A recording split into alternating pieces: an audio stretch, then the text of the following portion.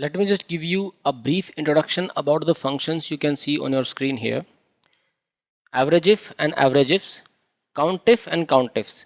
These four functions belong to the group on statistical functions. SUMIF and SUMIFs, these two functions belong to the group on mathematical functions. So if you go to the formulas tab, under mathematical and trigonometry function, you need to go down a bit. You will find SUMIF and SUMIFs, these two functions here.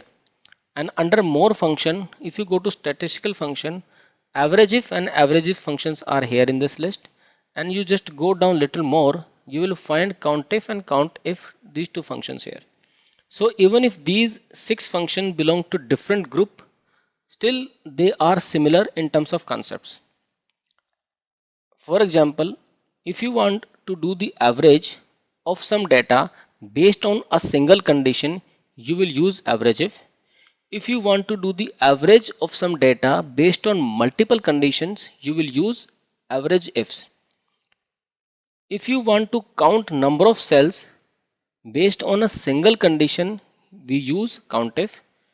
If you want to count number of cells based on multiple conditions, you will use countifs. Same way, if you want to do the total of some data based on a single condition, you will use SUMIF. And if you want to do the total of some data based on multiple conditions, you will use SUMIFs.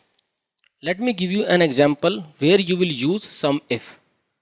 If you want to do the total of salary for the people who are working on full-time basis, you will use SUMIF. Let's take one more example for SUMIF only.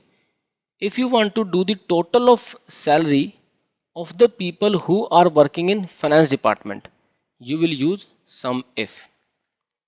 Let's take the example for SUMIFs. If you want to do the total of salaries for the people who are full-time employee and working in finance department with an experience of minimum 5 years. Now there are three conditions, you will use SUMIFs. To understand these functions in detail, you need to watch the next video.